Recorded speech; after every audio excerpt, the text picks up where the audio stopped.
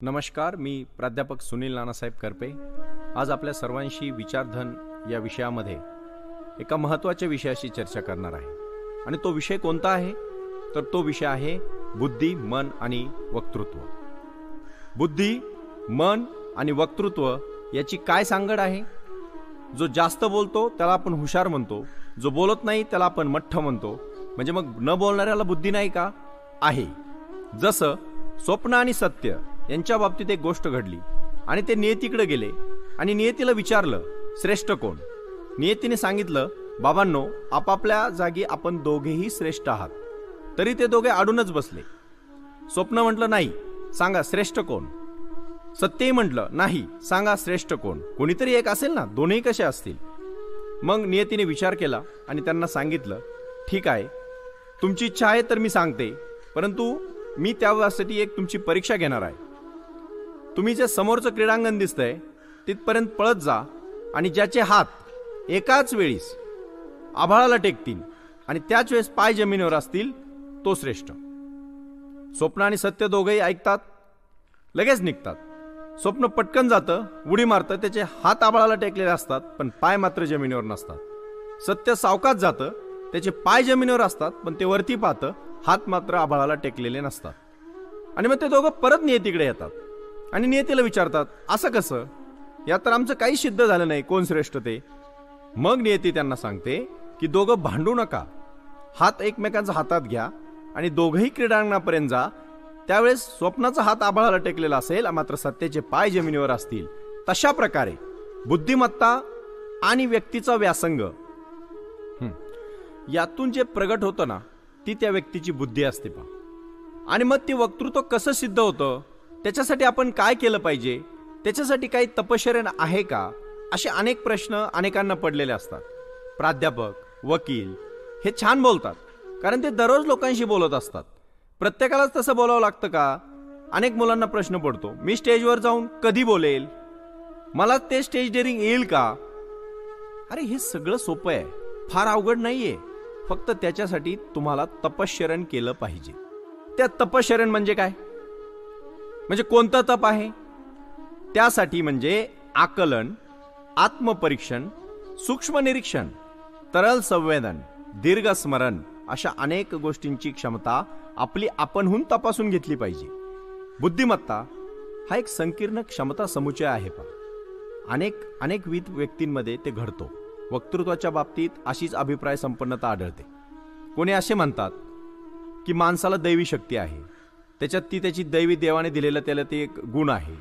त्याला कोकिळेला जसा नैसर्गिक आवाज आहे, कावळ्याला तो नाही, तिच्या कंठातच तो असतो. वक्त्याचे बोलणे हे नेहमी नियतीचे देणे आहे असं काही नाही. ते शब्दांचे लेणे खरे आहे, पण स्फटिकालच्या पैलूप्रमाणे ते स्वाभाविक असते. त्याला कसली ना कसली तरी तपश्चर्या करावीच लागते. काही व्यक्तींना बोलणे आवडते, काहींना अजिबात आवडत नाही. आपल्याला का वाटतं बरं असं? बोलण्याची आवड काही लोकांना मुळातच असते. ते आपण म्हणतो ना, फार बोलका आहे तो. मला पण फार लोक म्हणतात की तुम्ही फार बोलके आहात. बोलके म्हणजे काय हो? ज्यांना आवड आहे त्यांना बोलण्याची संधी मिळते, असं एक गोष्ट आहे पहा. मी सुरुवातीच्या काळात D.Ed केलं, नंतर B.Ed केलं, नंतर M.Ed केलं, LLB केलं.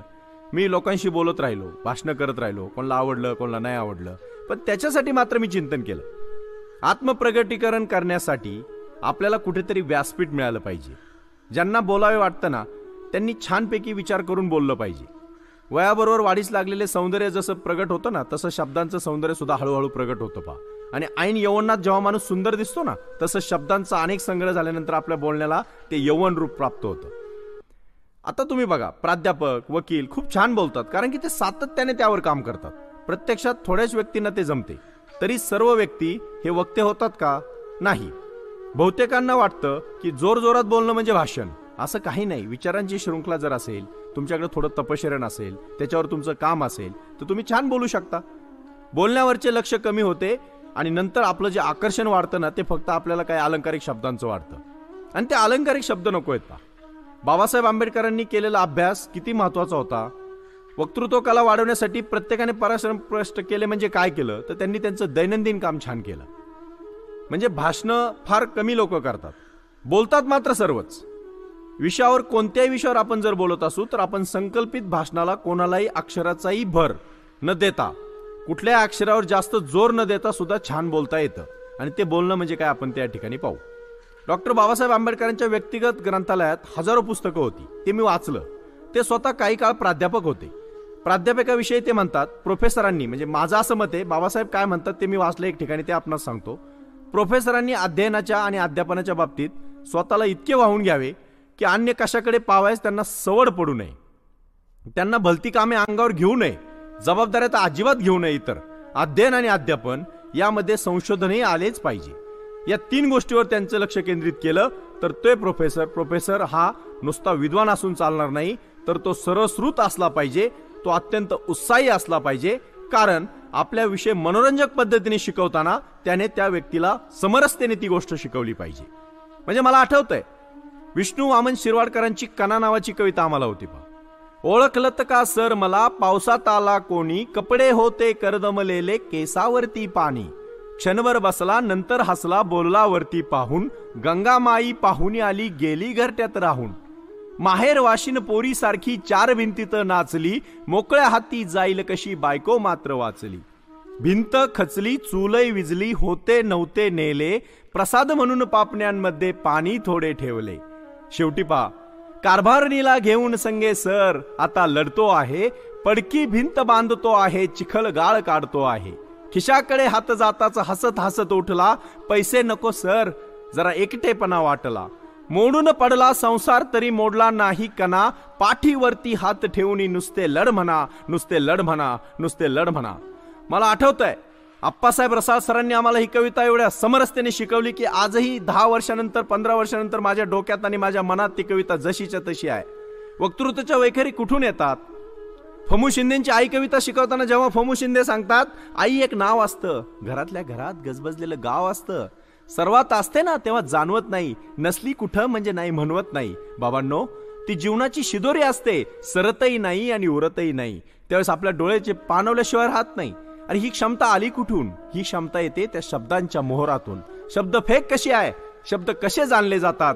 आणि म्हणून बाबासाहेब आंबेडकर लोकसभेमध्ये भाषण करत असताना नानकचंद रट्टू ह्या आपल्या शिष्याला ते सांगत, पियेला ते सांगत की नानकचंद, तू माझ्या ग्रंथालयात जा, त्या ग्रंथालयात 4थ्या मजल्यावर जा, 4थ्या मजल्यात 5व्या रॅकमध्ये 4 नंबरचं पुस्तक काढ आणि त्याच्या 128 पेजवर ते आहे ते मला उतारा लिहून आणून दे. मला लोकसभेमध्ये काही महत्वाचे मुद्दे मांडायचे, मला ते विधान म्हणजे राज्यसभेमध्ये काही महत्वाचे विषय मांडायचे. म्हणजे एवढं मोठं चिंतन कुठून आलं, कसं आलं? तर याच्यासाठी त्यांनी केलेली तपश्चर्या आहे, हे विसरता कामा नये. तरल संवेदना, तत्पर स्मृती, चूक ओळखण्याची व सुधारण्याची मानसिकता वक्त्याजवळ असावी लागते. समय कोणता आहे, समोर कोण आहे, औचित्य कशात आहे याचं तारतम्य त्यांनी ठेवलं पाहिजे. आणि मग त्यानेच अभ्यास प्रगट जर तो झाला तर बुद्धी हे कधीही तुम्हाला साथ दिल्याशिवाय राहणार नाही. समविचारी व्यक्तींच्या पूर्वनियोजित सभेला भरपूर गर्दी होते. एकेकाळी लोक म्हणायचे, स्वामी विवेकानंदांनी अनेक ठिकाणी सांगितलंय, मला गर्दी नको, मला दर्दी माणसं हवीत. पूर्वीच्या काळी ज्यांना वक्ता म्हणून लौकिक लाभला ना, ती माणसं पहा कशी होती. म्हणजे बॅरिस्टर जयकर, नामदार गोखले, प्राध्यापक श्रीम माटे, प्राध्यापक फडके, ही माणसं खूप खूप खूप तपश्चर्या करून प्रगट झाली.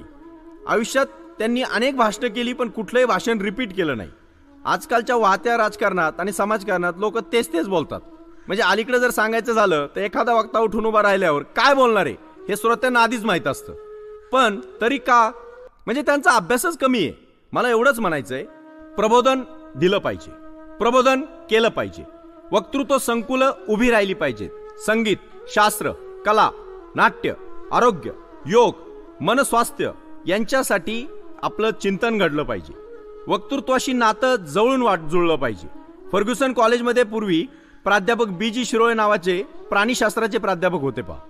ते शिरोळे सर, त्यांची अध्यापन शैली अपूर्व होती. मी जर सातारा सरांचं उदाहरण दिलं ना तुम्हाला, तसं त्यांच्या रसवंतीला एकदा भरता आलं ना की मुलं देहभान हरपून जायची पहा. म्हणजे सरांचा तास सुरू झालेला माहित होता, संपला कधी कधी कोणाच्या लक्षात येत नव्हतं.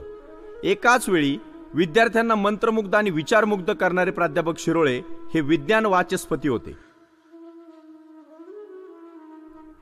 सर CV रामन असेच रसभरीत शास्त्र विवेचन करीत. आचार्य प्रफुल्लचंद्रांची भाषणे अर्थगर्भ होती पा. वक्तृत्व ही केवळ सभाप्रेमी लोकांची मजा म्हणजे सत्ता नाही, तर ती निष्णांत डॉक्टर आणि उत्तम वक्त्यांची एक व्यासपीठ आहे. इंजिनियर याला अपवाद नाहीत. माझे एक समकालीन अनेक मित्र या पुण्यामधून डीएड झाले, बीएड झाले, एमएड झाले. ते आता आपल्या शाळांमध्ये शिक्षक आहेत. माझ्या मित्रामध्ये भास्करराव नरसळे असतील, दावबट शशिकांत असतील, हे आपापल्या परीने आज आपापल्या शाळांमध्ये छान पाठ घेतात, छान कार्यक्रम अरेंज करतात. मग हे वक्तृत्व आलं कुठून? तर हे त्यांच्या तपश्चर्येतून मिळालेलं वक्तृत्व आहे. मला शेवटचं एवढंच सांगायचंय, वक्तृत्वाचा महोत्सव सर्वांना शक्य आहे, पण त्याच्यासाठी तयारी करा. जमिनीमध्ये जर चांगलं पीक काढायचं असेल तर शेतकरी तिची मशागत करतो. बाबांनो, ऱ्हस्व, दीर्घ, अभ्यास, शब्द संग्रह यांचं एक विचार मंथन करा. वक्तृत्वाची पालवी फुलल्याशिवाय राहणार नाही. एवढं बोलतो आणि थांबतो. धन्यवाद. Please share and like this video and subscribe our YouTube channel.